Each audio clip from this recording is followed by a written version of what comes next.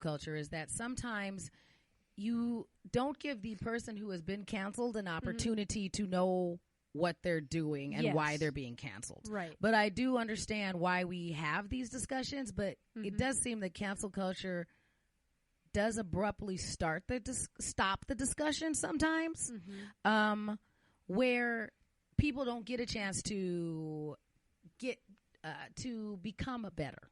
Yeah. Or you want learn redemption for the people who maybe did wrong. A possibility. And I also want, I am concerned that if we cancel things in a way that doesn't educate people, that then that ends up happening again or pops up in another way.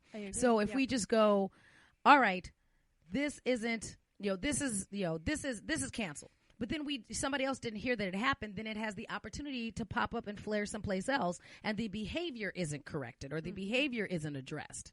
It's just swept away. Yep. You know what I'm saying? So I think it really depends on how it's looked into. Well, and where's the whole idea that you're so much better than the other person? Right. Do you know what I mean? Like, who gives you the right to tell another person, I watched this one thing, and now I've decided that you're not good enough anymore, and so I've decided to do the self-righteousness is scathing, and I find it nauseating. Right. And it can escalate very quickly into a kind of mob rule type of behavior. Right. The social media mob, that it becomes an effort just to erase someone's entire existence. Right. Because somebody got canceled for something that they're like, I didn't even know that was I didn't even know it was a problem. And then they're like, didn't you know you got canceled? Yeah. I'm like, oh, okay. So I don't think that it's always, when it's appropriate, I think that there are ways to sit there and go, let's do what we can to educate, and we can try and get everybody on the side of whatever is correct or whatever we think it is. But I do agree with you, Judy, that after a while you have to be okay with the fact that other people are not going to be on your side, and they don't always have to. Well, and I'm a middle-aged white woman, so I'm well within my rights to call this out.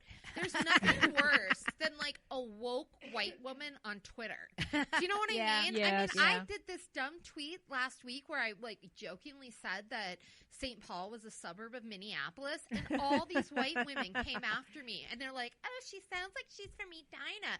Oh, she sounds so entitled. Oh, she sounds like she's, and I was just like, ouch. Who are you? Well, goodness. You're all like these white women who look just like me, who probably live in suburbs. What are you doing? Can my inner Gen Z say something? Yeah. Okay, back up, Karen. Karen, I'm good. I got it, Karen. I'm all right, Karen. Oh, calm down, Karen. Yeah, calm down, Karen. One of them used that line on me. It's a gay bar, Paula. They're like, it's St. Paul, Paula, or something. I can't remember. I was like, you women, relax, Karen. There's nothing worse than somebody who looks like me and has my same privilege, who thinks that they're woke now. It's a fellow Karen. Karen, can't we all get along? Wants to run around canceling people. Like I said, the self-righteousness is scathing. You have nothing to be woke about. Stay in your lane and let people live their lives. Just white women, please. This is my PSA and a plea to my other white women. Knock it off. Listen up, Karens. One thing have some chamomile, Karen. They need to stop. All the Karens. Today's final Zumba. Go to Zumba, Karen. You're embarrassing us. Our final segment today. Excuse me, sir. So first, before we move on, I want to remind everybody what Excuse Me, Sir. It started because of the three of us. Excuse me, sir. Samantha Messiah is the successfully relationship of the three of us. So to help keep our friend engaged in what goes on in the dating world, Judy and I did continue our exploration into a few dating apps. I am on Bumble and Tinder. Judy is on Bumble and the Facebook Fire Pit. No, that's not what it's called. Facebook dating. Facebook pile of destruction. She took one for the team. Should we call it on? I mean, you peruse. I guess you peruse. I haven't opened it up and let's see what kind of travesties God, are in I it. have. Because the last time we checked in with Judy and Facebook dating, it had like two people in it, and it was like, hey, eventually we'll have people in your area, and we were like, oh, please do, sir. Could you please have people on Facebook dating for me? Because thus far, the couple of people that you look like they did not know how Facebook worked. Would be a cotillion. Let me give you an update on what I think Facebook dating app is like. Uh-huh. Oh, the humanity. Okay, so the good thing about Facebook dating is that it has given everyone and anyone the ability to have a dating profile. That sounds wonderful. The bad thing about Facebook dating is that it has given anyone and everyone the ability to have a dating profile. Oh, yes. I see what you did there. Oh, the humanity. It's crazy. I have not gone on any dates via Facebook dating. I will not go on any dates via Facebook dating. I have chatted just to do some exploratory stuff for this thing. I mean, thank you. It is wild out there, you guys. Like I said, everybody who has access to a Facebook profile can just in the blink get on that dating app, send someone like myself a message. They have maybe never done possibly dating with a human, definitely not on a dating site before. You know, everything from I have never done this before, I have not dated in X years. You know, why are you doing this now? I don't know. I don't want to go too deep into it. It's, you know, I just read between the lines of what I've already said and maybe fill in the blank. It's wild out there. At your own risk, ladies, at your own risk. If anybody, you know, we're going to have our Enthusiastic Woman hotline at the end of the show.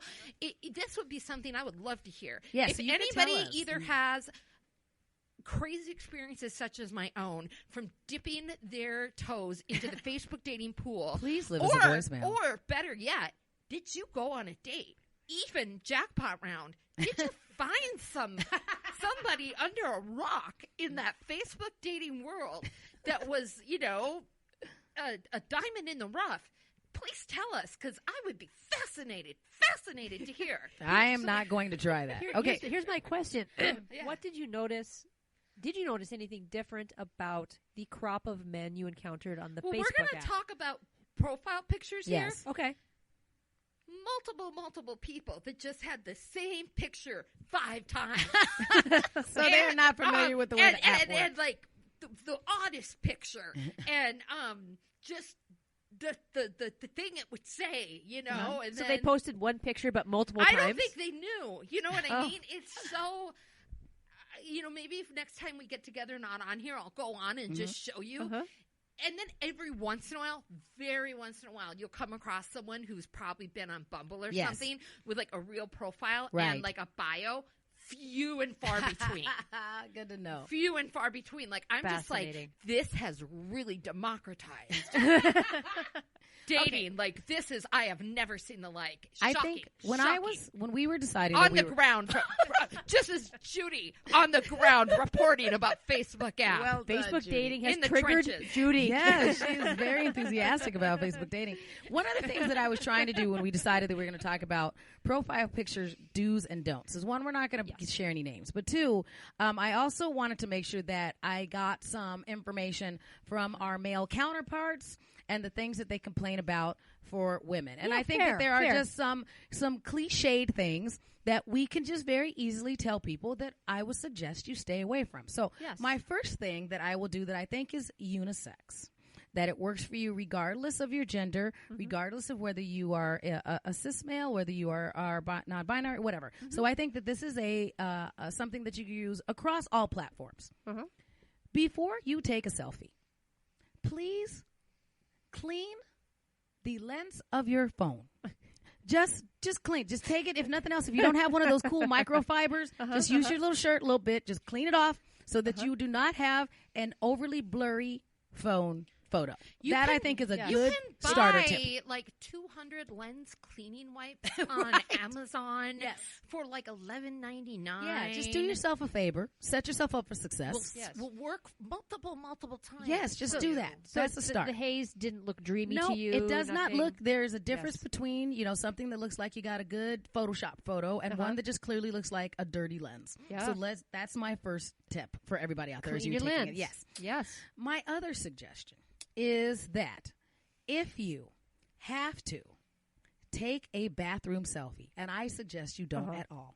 Again, but if there's some form of I don't know, nuclear war, acid rain, tornado, that's the only place. Available. Exactly. Still the only dating. safe place. Active shooter situation. Please tidy your bathroom counter. It'll take you 35 seconds. Even if you just swoosh everything onto the floor. Just to do yourself a favor so you don't look like a lunatic. Maybe do that. Yeah. Pro tip, maybe clean the mirror. Yeah. Just a wee bit. Yeah. I know. Nobody wants to see like toothpaste spray. No, none of that spittle that you get from flossing. Yeah, Glad you do. Also, don't need that on there. Put your shirt on. Yeah. Yes. A spittle mirror. And your pants. I feel like that's an experience that you get on Tinder quite often because Tinder does still have more of that just hookup thing, even though so many of the profiles say no hookups. Yeah. I'm like, if you say no hookups, but then you're in a shirtless, pants down so I can see the hip cleavage. Yeah. You're not giving off no hookup but vibe. even on Bumble, it'll be like, nice picture. Why do you have your shirt off, sir? Excuse me, sir? Excuse me, sir. Oh, Here is another one that I would say. If you have multiple friends, I'm glad you do. If you are looking for women to hang out with, maybe don't take, unless you're being full disclosure and you're in a relationship and you're open. All the time too. And just I do only have pictures with their friends, right? And so you don't know who they are. I don't know either, and that's what I think. Weird. You need a couple of pictures that clearly say it's you. Yeah. And this one particular Excuse me, sir? Right, this Who one the heck particular are one, you?